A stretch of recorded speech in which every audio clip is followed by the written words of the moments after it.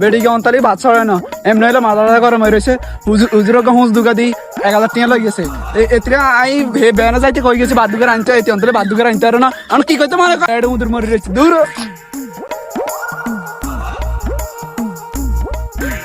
বাতি যা হুনি যা কিসে কাকা ছিলেন কে দুপুরে ভাত খাওয়ার সময় যাই ভাত খাবো হুজুর ইয়ারে তো সবাই দিছে কে কিসে কাকা বেঞ্চুর ভাই না আই কোরবানি ঈদের দিন আর গরু জবা করি 2 মিনিটে ইয়ান আর হলাতান 1000 টাকা লই চলে গেছে আর রফিক মিয়ার হুরা দিনে তো বেচা মানে আর 1000 টাকা দেন আম এটা হইছে না এটা উচিত হইছে হুজুরিকে কাকা শুনেন আপনি একজন এলাকার একজন সম্মানিত মানুষ আপনার দ্বারা এই কথা দিন দিয়ে তো হইতো না আপনার গরু জবা করছে অনেক কষ্ট করি অজ্ঞা হুঁস দিতে কাকা তাকে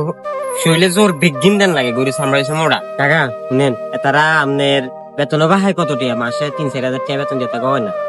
এটাকে আপনার মনে করেন যে রোজারি দেয় হোক কোরবানি দেয় এই সময় কিছু টাকা ইনকাম হয় আপনারা যদি এই জিনিসটা অনেক বড় কিছু মনে করেন ইজ্ঞা হুঁস দিতে তাকে কিন্তু কুলচা হাঁটি যায় শুনেন কাকা আপনার তো আপনার হলা শুরু করে হেসকাত ভর্তি করে হ্যাঁ করা শিখে গেছি হিগেও তো কয়েকদিন আর আল্লাহর রহমতে হাফেজে বাইরে হিগেও তো একটা 1 বছর লাগে 1000 টাকা করে নিব একটা আনাটি এখন করে দেখবেন কিনা কাকা আপনার হলো এক সময় কিনা মজা নেবো একদিন বড় একজন ইমাম হবে দোয়া করি আল্লাহ অনেক বড় একজন আলেম বানা হিগেও তো কয়েকদিন আর 1 বছর লাগে 1000 টাকা করে নিব মানে আপনি যদি এটাকে কথা কিনে লাগে কিনা করেন হাতেই হুরা বছরে 3-4 হাজার টাকা যেতে সংসার চালায় হয়তো ইয়ান্দি গরু 3-4 টাকা জবা করি 4,000 টাকা হাইছে এটি আল্লাহ যদি আপনারা যদি কিনা করেন তাহলে হাতে হাতে সংসার চালাইছে কোনোবাতি যা আজ হুজুরি গেল লাগে আল্লাহ যে কোনো একটা কিছু হয়ে যাবে তুমি কোনো কথা কইয়েন আরে কাকা শুনেন না কথা তো করে তো শুনে যাবেন তো বন্ধুরা,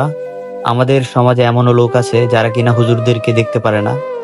হুজুরদের যে মূল্যায়নটা ওটাও করতে পারে না, হুজুরদের যে পারিশ্রমিক ওটাও দিতে পারে না। তো আমরা সবাই হুজুরদের পাশে দাঁড়াবো, হুজুরদেরকে সম্মান করব,